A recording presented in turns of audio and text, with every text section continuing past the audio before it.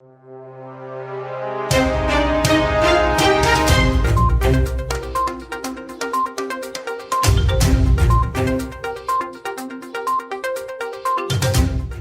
to One India News Hour.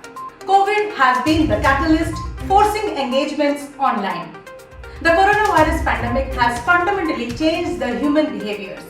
Technology has emerged as the biggest enabler in our personal and professional lives and has redefined the future of how and where work gets done.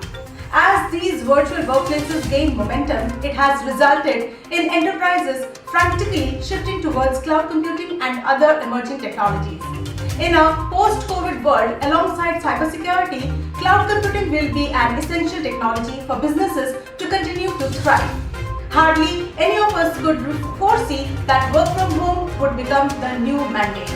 We could not predict that technology will emerge as the biggest enabler by not only simplifying our personal but also professional lives. Redefining the future of how and where work gets done through virtual workplace has meant that enterprises are frantically shifting towards cloud computing and other emerging technologies. As a result, the cloud has taken the center stage. According to IDC, 64% of India's organizations are expected to increase demand for cloud computing and 56% of cloud software to support the new normal. Further, as per the recent report by Deloitte, cloud computing will be a highly relevant technology in the next normal. Going forward, hybrid cloud offers greater flexibility to organizations as it combines the advantages of private and public clouds. It offers the best of both worlds. Hybrid cloud enables organizations to enjoy enhanced scalability, speed and agility of the public cloud while maintaining strict security and privacy guidelines offered by private cloud. In the near future, more organizations will adopt a hybrid cloud approach as they will have no other option but to optimize their cloud infrastructure to maximize returns. Let's look into today's headlines in Var India. Apple slashes the App Store commission to 15% for small businesses. In a bid to expand in the Indian market, which is home to a large developer base, the App Store Small Business Program, which will launch on January 1st, 2021, comes to an important time as small and independent developers continue working to innovate and thrive during a period of unprecedented global economic challenge. Tech magnate Apple said it has slashed its App Store commission by half to 15% for small businesses earning up to $1 million USD, that is about 7.4 crores per year on the platform. PhonePe rated the largest platform for buying digital gold with 35% market share. Walmart-owned PhonePe said that it has emerged as the largest platform for buying digital gold with over 35% market share as compared to Google Pay, Amazon Pay and Alibaba-backed Paytm, and said that it has seen a more than 6x jump in the volume of gold sold in the festival season this year, that is 21 days starting from Dussehra till Diwali. Intel's power management chip business being acquired by MediaTek for $85 million. In a vision to expand its product line to offer integrated power solutions used in FPGA, SoC, CPU and ASIC for the enterprise-level system applications, MediaTek has acquired Intel Empyrean power management chip product line related assets via its subsidiary Richtech for approximately $85 million. As per the report, MediaTek says that after the completion of the merger, it will expand the company's product line. Its target will be enterprise-level system applications to help expand the scale of operations. The security and vulnerability management market is expected to reach $11.72 billion by 2025. While governments and organizations concede to the need for securing and protecting information and data in the cyberspace, most undertakings continue to look at cybersecurity as a tool rather than an investment. This perception has to change, says Trishneet Arora, founder and chief executive officer of Mumbai-based startup TAC Security. Most of the firms end up in paying money to the ransomware attacks. the growing numbers of data centers and cloud adoption could not bring any respite from the hackers' world, and the only solution the experts advised is paying up. It has been seen that 88% in Australia and 78% in Singapore have paid the ransom in full or in part, and as per a report shows, number of such attacks is only going to keep going and climbing amidst accelerated digital transformation efforts and remote work.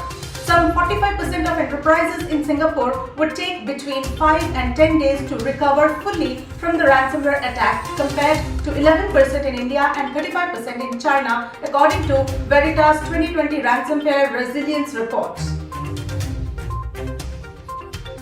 Microsoft develops Pluton security processor for its Windows PCs.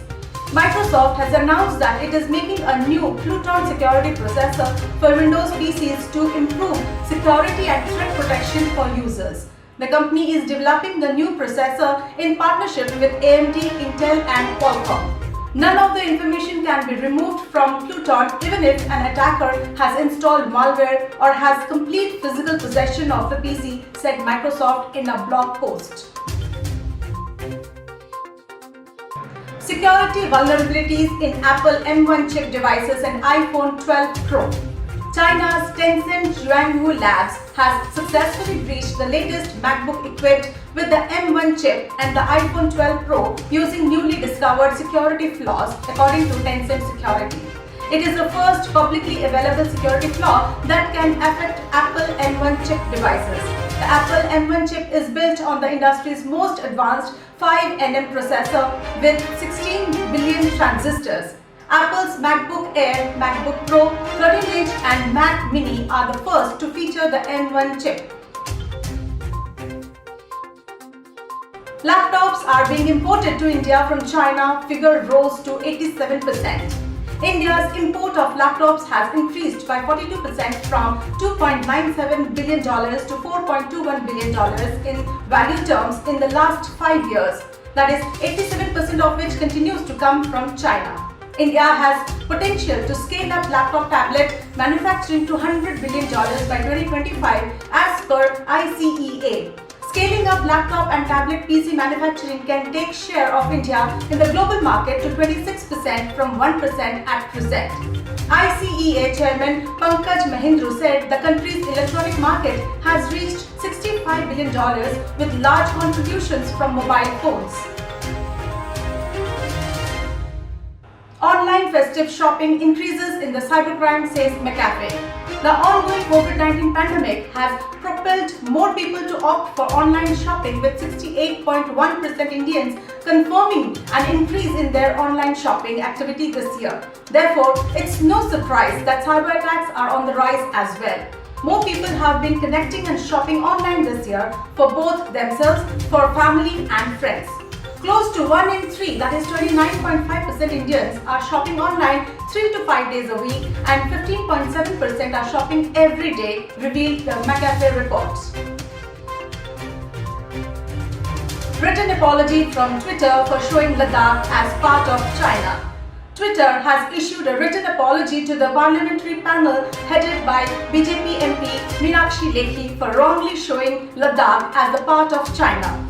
They have apologized for hurting Indian sentiments and have sworn to correct the error by November 30th, 2020, Lekhi said. A government notice has been issued to the microblogging site last month.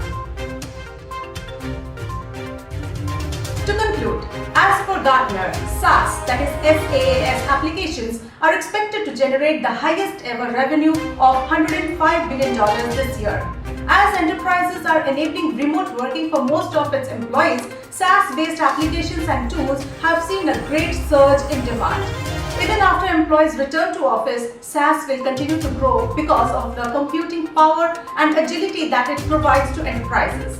With continued innovation of SaaS services and offerings and work from home becoming more mainstream, SaaS growth will remain strong. Secondly, as the enterprises are practically moving their monolithic architecture to microservices, containers will continue to gain prominence.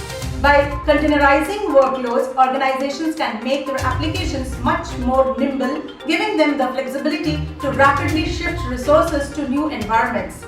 Gartner predicts that by 2024, worldwide container management revenue will reach $944 million.